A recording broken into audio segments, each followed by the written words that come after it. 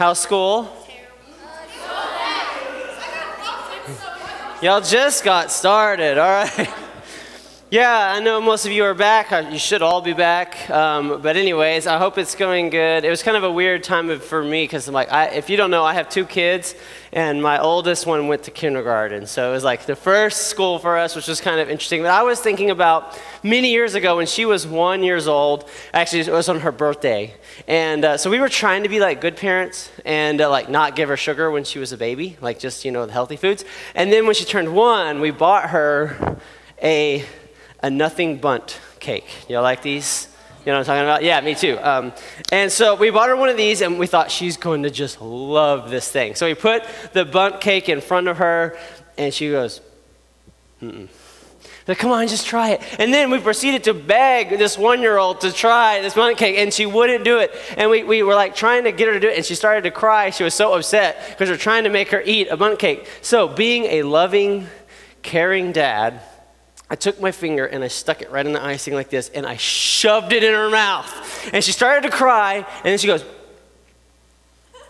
and then she grabbed the nothing bundt cake and started just devouring that thing because it was delicious. Once she got it in her mouth, she just didn't know. Now, I mean, think about it. Why would I, as her dad, force her to eat that?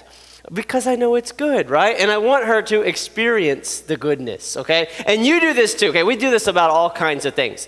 Some of you love roller coasters. Who loves roller coasters? Anybody? Okay. Who hates roller coasters? Any of you? Okay, some of you, and some of you are not even, you didn't raise your hand on either one, all right? And so some of you, I hate them, some of you love them, okay. I was in the hate them phase for most of my young life. It was scared of them, okay? I didn't think going upside down was natural. I knew what centrifugal force was, didn't care. Okay, like I did not want to do that. And then I discovered something. You people that like them, what do you always try to do when we go to Six Flags? Talk us into doing it. You're like, come on, Ryan. And you come up with all these things, and they're like, it's so much fun, and you're going to really like it, and all this. And it's like, and you know, and all that. And you know, I remember the old Texas Giant. Y'all know that? Okay, I had a friend who was trying to get me to ride that, and I was like, it like shakes you everywhere, and you get a headache. I'm like, that's exactly what I want. Okay, it was like not the new one, the one that someone died on. It was the old one. All right, and so it was like trying to get you to do all that kind of stuff, and girls would flirt like, come on. I was like, okay, yeah, now I'm not scared because you did that. Okay,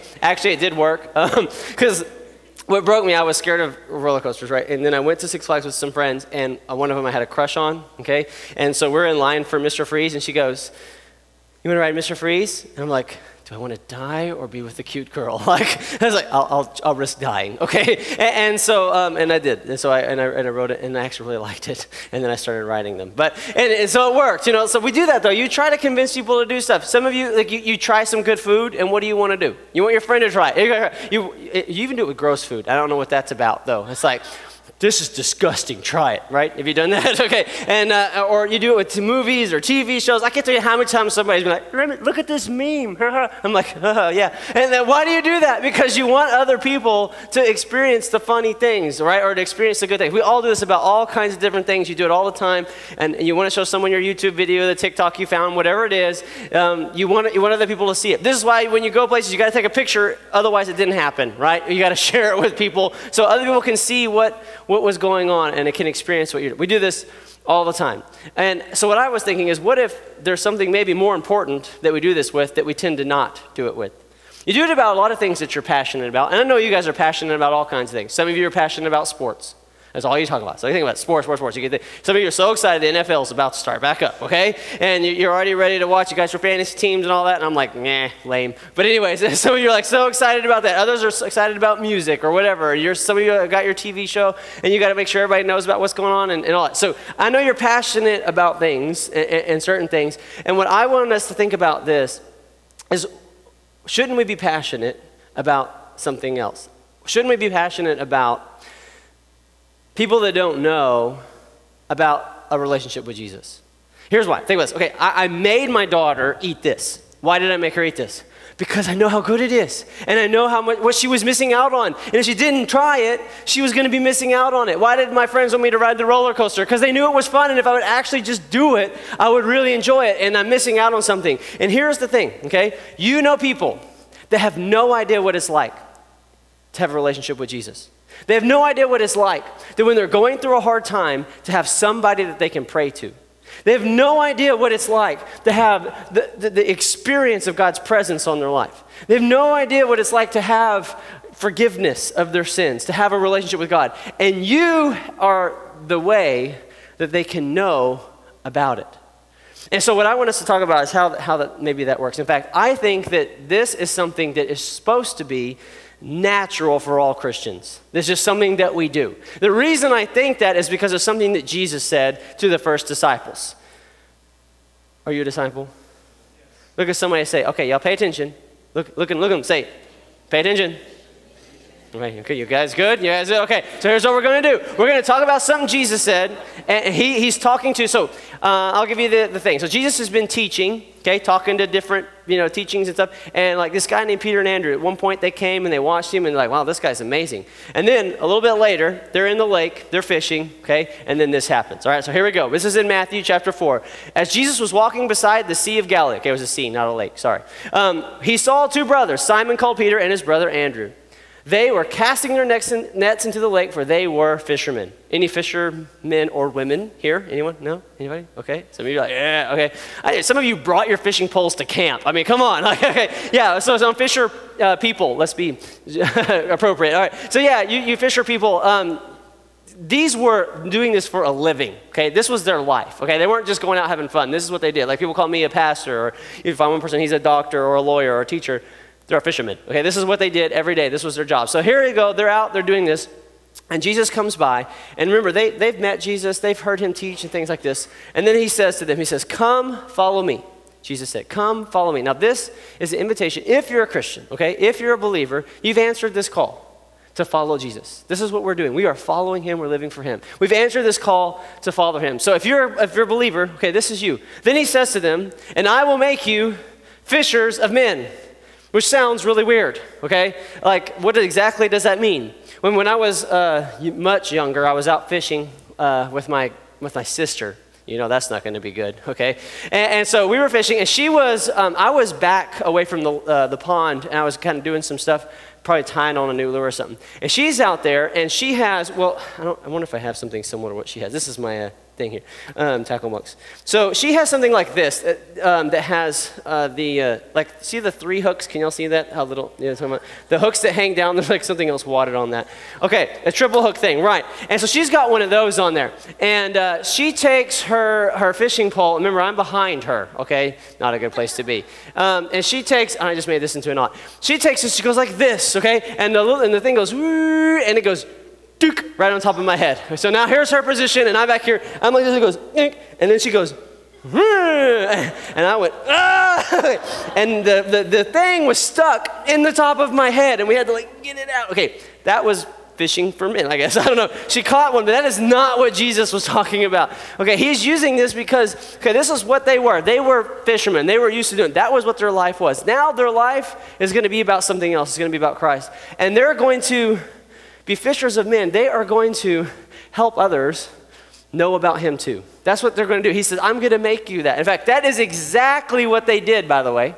When Jesus died on the cross, he rose from the dead, and then he ascended to heaven, the disciples went out, and they began to make other disciples immediately. They began to go out and they began to tell people what Jesus did, and they became, we use that term, witnesses. Have you ever heard someone say, you need to be a witness for Jesus? Okay? When I was a kid, I don't know if they still do this in places, they're always like, be a witness for Jesus. And I always heard that, and it made me feel so weird. Like I felt like being a witness for Jesus was, okay, I got to go to school tomorrow and wait till all my friends are at the lunch table and go, now do y'all want to go to hell? No, let's get saved. I was like, is that what witnessing is? Like, felt so weird. I didn't know because like no one really taught us how to do it. They just said, go witness. And I didn't know what that meant. But if you think about it, okay, if you were to see, let's say you saw a crime happen, okay, and they called you to court and they called you as a witness, what are you supposed to do? You go in and you tell what you saw and what you heard, right? I saw this, I heard this thing, I heard the gunshot, okay, I heard, and you tell what you saw and heard. Okay, this is what the disciples did.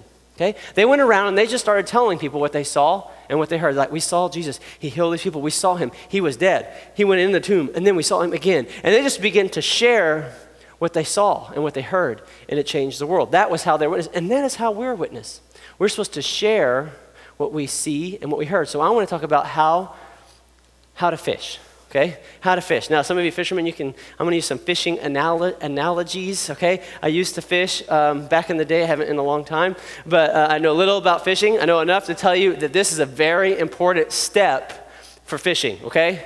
You have to put bait on your hook, okay? The first thing you need to do, okay, if you're going to go fishing, you got to put bait on your hook. It turns out fish don't usually eat metal. Okay, this is a hook with nothing on it, okay? You can throw this in and, okay, it is possible they get it confused for a worm, maybe, okay? But most likely, if you put this on like a bobber, okay, and throw it out there, you're gonna be sitting there a long time because it's not gonna be interested in this, okay? I literally have an entire, I don't know if you can see this, an entire tackle box, okay? And some people have way bigger ones than this, okay? Full of bait. Of things. Now, of course, some people like live bait, and that's really great too. And until you put I'm not going to take the time to do this properly. I'm just going to, ow, almost poked myself. Okay, until you put some bait on your hook, it's not going to be any good. So here's why I'm bringing this up. If we're going to be fishers of men, if we're going to help people know about Jesus, you need to know what your bait is, okay? Now, there's a couple things, and we'll talk about another one later, but here's the most important one, okay? It is your story. A witness tells what they've seen and heard. Hey, what you're supposed to do, what you need to be able to do is share what has God done for you. As you share your story, that will be the bait that you use to help people get to know about Jesus. That will be the thing that you're able to share, the thing that helps somebody else. And here's the thing, okay, a fisherman doesn't show up to the pond or the lake and go, oh yeah, I need bait, okay? He's planned it. He knows what kind. I'm gonna use a minnow today. Or when I was a kid, we would go and we'd turn over rocks and find worms, okay? And we'd dig it, yeah, it was gross, okay? She's like, okay, we dig up the worms and you put them on the hook. And so you prepared the bait before you went. And so some of you need to, here's what I'm saying, you need to think about your story. If God has done anything for you in your life, you have a story. And you have, most of us have many stories to tell. Many different things. And so here's one that I would use a lot, okay? And here's a good way you set it up. And I'll give you a couple examples of this, but I would say, so a friend would be talking about being stressed, and this was like, especially when I was in college, I would say, I know exactly what you're talking about. I dealt with stress so much, like I couldn't sleep at night. It was making my stomach hurt. I was not having fun. I was not going out and doing stuff. And then something happened and it all changed. Then I just stopped. And they're like, now that's the bait in the water, right? They're like, well, what happened, okay? And then I get to share about how that God changed my life and how that I learned to trust him with my problems and trust him with my stress, and I was able to get over that kind of thing. And that is a story that helps somebody through that. And you have stories, because I know I've talked to so many of you. Some of you have incredible stories of things that God has done in your life. In fact, here's something, okay, if you had a big struggle and you got through it, you have a story. You used to cut, and now you don't. That's a great story, because you have friends who need to know that they can get over that, right? You used to struggle with this thing and you got through it. Or maybe you still deal with it, but you know how to handle it now. You have a new way of going and approaching it. That's a story. That is something that you can share. And what I'm encouraging you to do is to think about those things. To think about how that you would say it, how that you can share it so that it will help others. One that I would use, okay, when I talk to friends and they're talking about, oh, they're having a relationship problem. And I'd be like, oh, I know exactly what you're talking about. Because when I was a junior in high school, I had a girlfriend, we've been together for like 8 months, and I thought this was really going somewhere. And then I found out she liked another guy. And it consumed my thoughts. And I was so overwhelmed and so stressed and just nothing felt right. And then something happened and it all changed.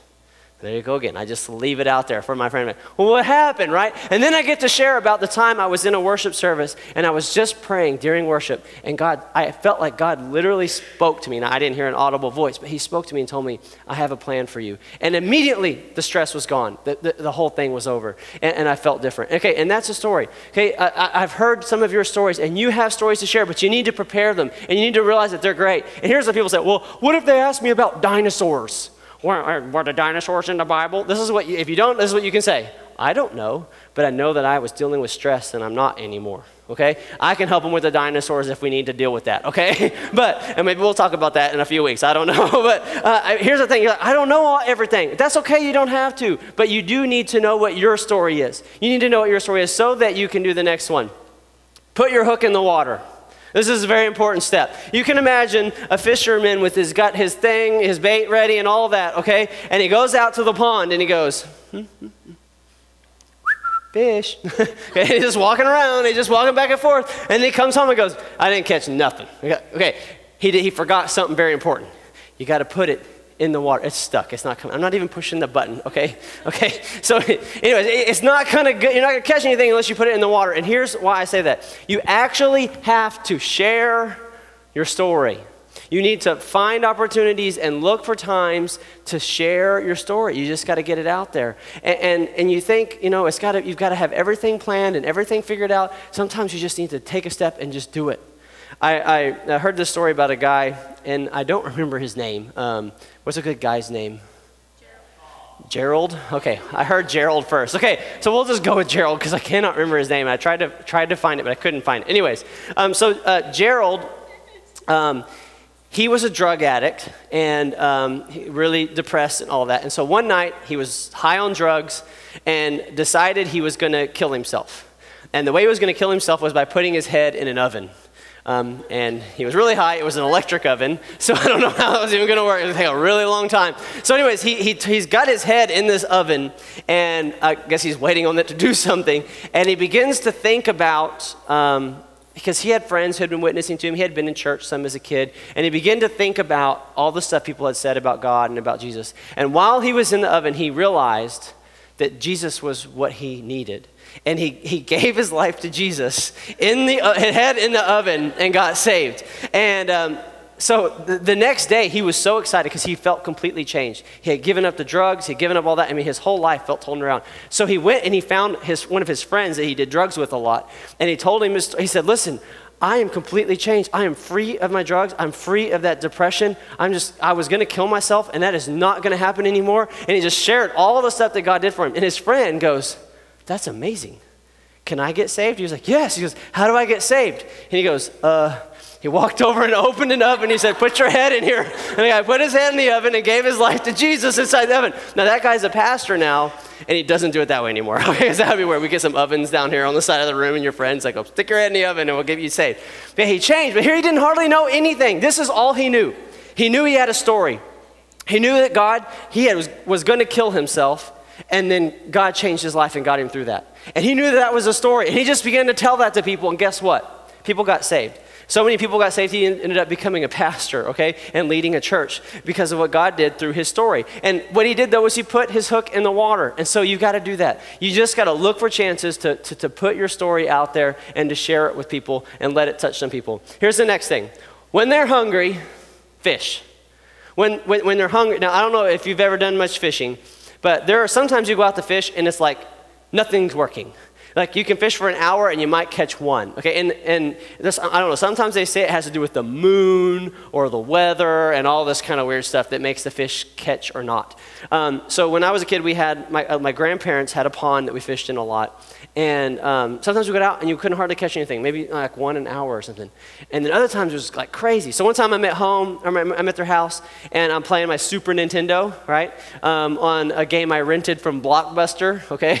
Y'all know any of these terms? Anyways, and usually you rented video games, okay, there was a store, okay, anyways, so, and so I'm playing games I rented from Blockbuster, and my dad's down fishing. He comes up and he says, man, the fish are biting like crazy. So I paused it and got my fishing pole, went down, and sure enough, almost every cast, you would catch something. It was amazing. It was so much fun, okay?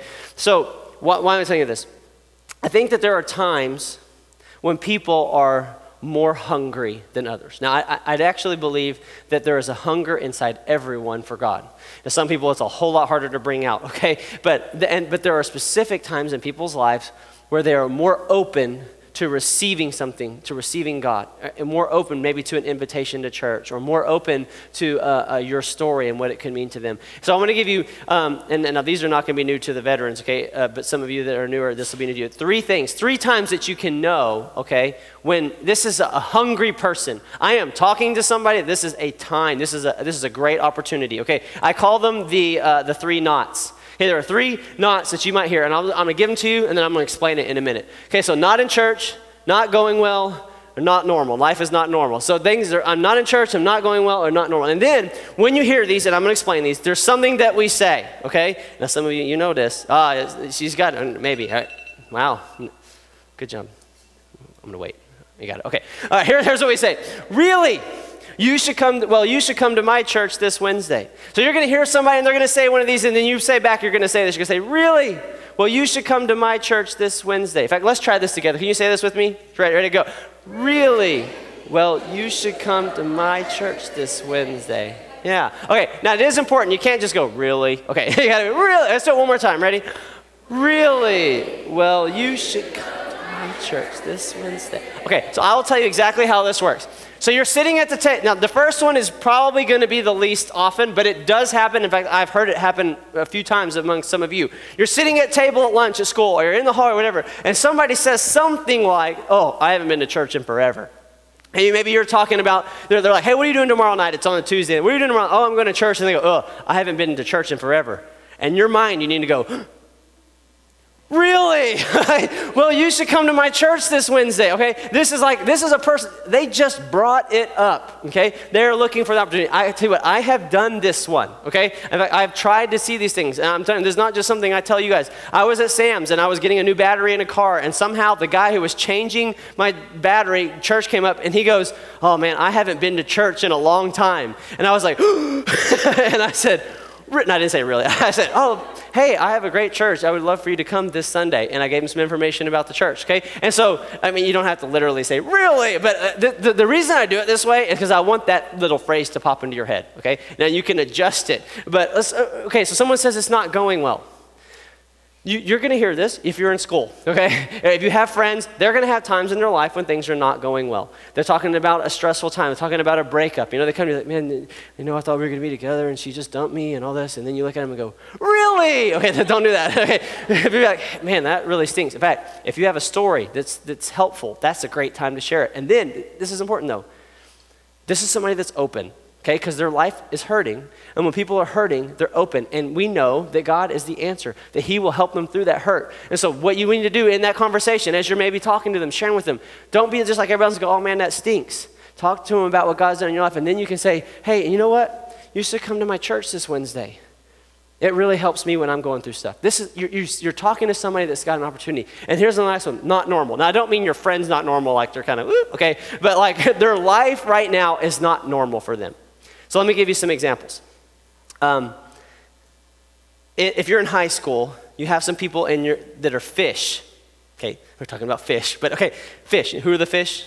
Freshmen. Their life is not normal right now, okay? If you're a freshman, it's not normal, is it? Okay, it's a little bit weird. Okay, you went from being in 8th grade where you were the top of your school, now you're the bottom. Okay, there's all this kind of flip-flop that's going on. And here's the thing, okay? This is a great opportunity to invite somebody. If you are an upperclassman, juniors, seniors, most juniors and seniors do not care about freshmen. They're like, stupid freshmen, okay? That's the way most people like. You should be the opposite. You should look at those freshmen as an opportunity to invite, an opportunity to reach them, okay? If you know anybody that has just moved to Burleson, okay, and there are lots of people every year that move to Burleson, they are in a time of life that's not normal. They don't know who their friends are. They don't know who to meet. They don't know. So you're like, hey, that's me, okay? And I get it, okay? We're talking, but you know that that's the time of your life. You're kind of like, things are weird, okay? This is a great time to invite somebody. They don't know for sure who their friends are. They don't know what's going on. And so this is somebody that's open to change. And so this is a great time to say, really? Yeah, okay, you don't have to do it all right. Really? Well, you should come to my church this Wednesday and to invite them. And I like to say that this Wednesday, this is actually important. Because this is what most people say. Hey, you should come to church with me someday. Okay, last I checked, there is no someday in the week. Okay, we've got a Sunday, Monday, Tuesday, Wednesday, Thursday, Friday, Saturday, but no someday. And as long as you're inviting them to someday, they're never going to come because they'll be like, oh, it's not someday, it's Tuesday. Okay, and so ask them to come on a Wednesday. This is true. If you talk to your friends and you want to go out, hang out sometime, we should hang out someday. You're never going to hang out, okay? If you say, hey, do you want to hang out Saturday? You got a good chance of hanging out, okay? So this is what we do. You ask them to a specific Wednesday, okay? Because this is a time, these kind of things are a time when people are the most hungry. So we have the three things. Put bait on your hook, put your hook in the water, and when they are hungry, fish. Now, your story, I think, is a very important part of this. And all of you should think about your story. Think about what God has done in you, okay? As we talked about as your bait. But I want to tell you about one other thing. And because you have one other incredible tool in your tackle box, okay, to catch fish, to help catch people, okay? And that is your youth group. This is a really amazing tool that you have because this is a pretty cool place, okay? I don't know if you know this, but we work really hard at making this a service that is fun and engaging. We've got, all kinds of great stuff that's going on. And, you may have a friend and you hear that you're talking about church and they go, oh, I went to church and it was so boring. Okay, they just brought up church. You got to say, really? Well, because you can be like, my church isn't that boring. Okay? Only a little. Okay, I don't know how we think about the way I talk. I don't know. But anyway, so you could use that, whatever it is. So you have an amazing church that you get to bring people to. And then, okay, when I used to fish, my favorite thing to catch were largemouth bass because they hit it really hard. I don't know. Anyway, they fight good, and it's really a fun one to catch. And when they were not biting well, I had this. This is my favorite one. Okay, this is called a Mepps, and this was like the guarantee. And this was my secret lure, okay? And if I put this on, I knew I was gonna catch, okay? When they weren't catching good, I put this on, because this was like the best one, okay? And so we have opportunities throughout the year. I think that honestly, every Wednesday is a good time to bring somebody, okay? I know some of you come and say, my friend's coming, please don't say anything weird in your message, okay? And I get that. I understand why you say, I don't usually say anything weird, but just in case, okay? And so I understand that. But we have special times, like, we'll do a float night, or we'll do hot pretzels. You remember these kind of nights? They are not for you, okay? I don't care about feeding you, okay? Like, that's not my thing in life. Those are for you to bring people. But then we have this, okay, y'all know what next week is?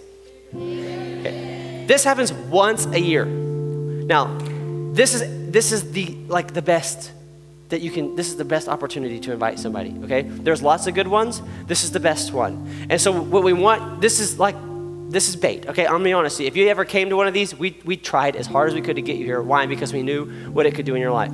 I believe that these two guys came first time on a big event. Y'all know Sam and Zach? Sam was playing bass, and Zach was the one who prayed over the thing. Okay, a few years ago, somebody invited them to the big event.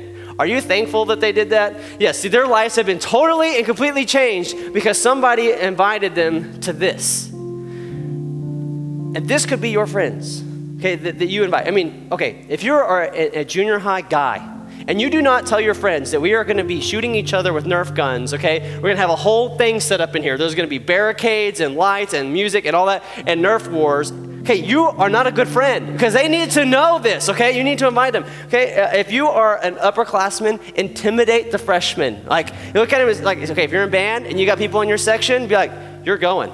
Or we're going to torture you all semester, okay? And you just, whatever it takes, you get them to come. Okay, I'm kind of being a little bit silly there, although I have heard some pretty interesting stories of stuff that people have done in our youth group. Like one person said, hey, you want to hang out? I'm going to go get some Chick-fil-A. And they're like, sure. And they went and ate Chick-fil-A, and then they took them to church. And they're like, I did not want to go to church.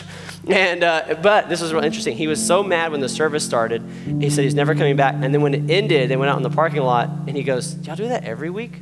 She goes, yeah. He goes, can I come back on another week? And she was like, yeah. Okay, and she just did whatever it took. I knew two people that would do this, okay? They would find a friend, and they would go and sit by him and just start talking about the youth group.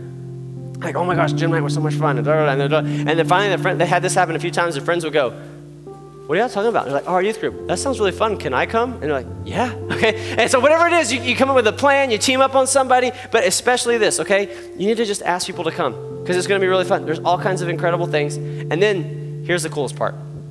And many of you have experienced this, and maybe you will soon. On a night like the big event, we always talk about knowing the Lord. And at the end of the message, I'll ask everyone to close their eyes and tune everyone out. I'll do that. And I'll ask them if they want to make Jesus the Lord of their life, if they'll just raise their hand. And everybody's supposed to be doing this, and you'll be going, okay, not so obvious. Okay, you'll be looking at your friend, and you may get to experience this where you get to see your friend raise their hand and say they want to give their life to Jesus. And then I'm going to tell you to do one other incredible thing. I'll tell them we're going to stand, and if you prayed that prayer or you need prayer for anything, we'll go to the back. And when you stand, that's all you do. You just lean over to your friend and say, hey, if you want to go to the back, I'll go with you.